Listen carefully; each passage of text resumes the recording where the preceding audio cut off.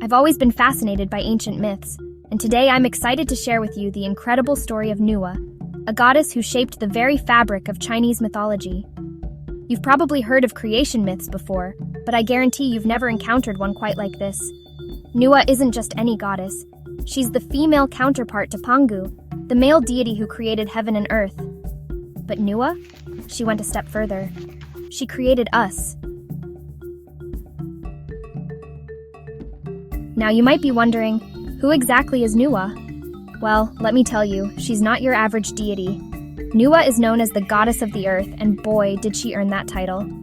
As a female deity, she played a crucial role in creating and producing many things in Chinese mythology. But wait, there's more. Nüwa appears in China's creation myths, which attempt to answer that age-old question, how did the world come to be? You know what's fascinating about Nüwa's story? She's not just a passive observer or a helper. No, Nüwa is the main event, the star of the show. She's the one who gets her hands dirty, quite literally, in the creation of humanity. Now, when you hear the term creation myth, what comes to mind? If you're like most people, you probably think of the Bible, right? In the book of Genesis, we see the imagination of Western cultures at work. God creates humans, and before that, the universe and all living things in 6 days. On the 6th day, he creates humans, and on the 7th, he rests. But in China and the East, well, that's a whole different ballgame. In Chinese mythology, Nüwa takes center stage. Unlike the Genesis story, where God creates only one man and one woman, Nüwa creates many humans, over 70 at a time. Can you believe that? This difference really highlights a unique aspect of Chinese mythology. It's not just about the first two humans, it's about the creation of humanity as a whole. Let's take a closer look at Nüwa herself. She's known by many names, and each one tells us something about her. There's Hua Huang, Ling Hua, Feng Huang, Nu Huang, and Nu Yin. But the name that's stuck, the one we all know her by, is Nüwa. Now, here's a fun fact for you. The character Nu in her name, it means woman. And Hua, well, that's a bit more complicated. But the key thing to remember is that Nu emphasizes her status as a goddess. But why so many names? Well, in ancient cultures, names held power. Each name of Nüwa represents a different aspect of her divine nature. It's like she's not just one goddess, but many rolled into one.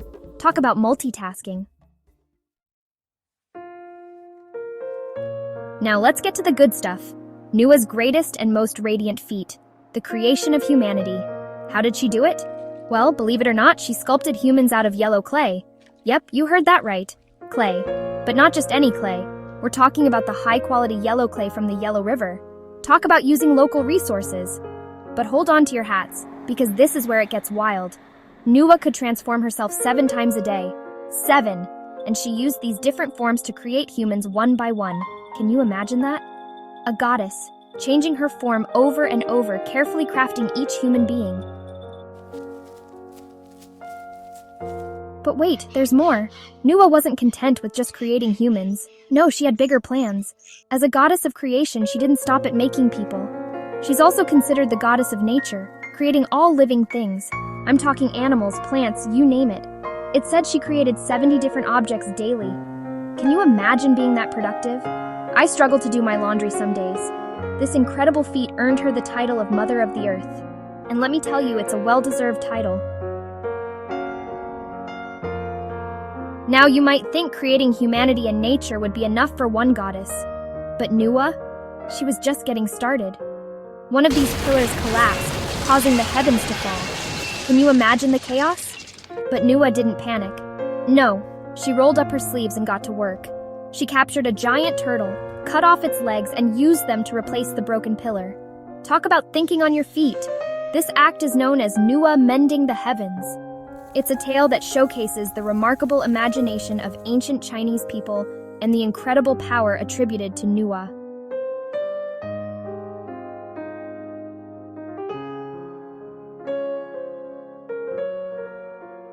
Now this is where the plot thickens. Nüwa isn't just a powerful goddess in her own right. She also symbolizes something much bigger. The ancient matriarchal societies in China. Yeah, you heard that right. Matriarchal. We often think of ancient societies as being patriarchal. but evidence suggests that matriarchal communities likely existed in ancient China. Nüwa, as a female deity with immense power and responsibility, represents and honors this societal structure. She's not just a goddess, she's a symbol of female power and leadership. In a world where we often focus on patriarchal structures, Nüwa reminds us that there were times and places where women held the reins of power. But Nüwa isn't just some ancient myth that's been forgotten.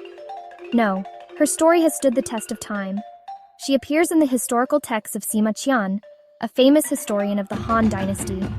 In his monumental work, Records of the Grand Historian, Nüwa takes center stage. This isn't just some fairy tale. We're talking about a figure significant enough to be included in one of the most important historical texts in Chinese history.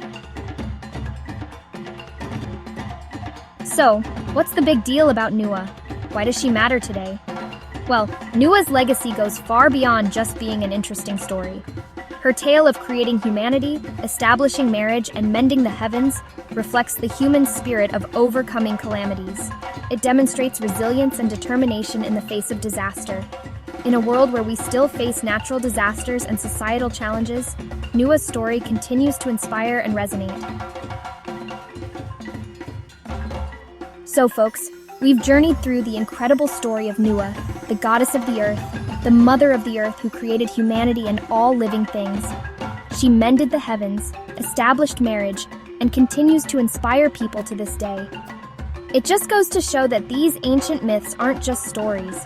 They're a window into how people understood their world, and in many ways, how we still understand it today.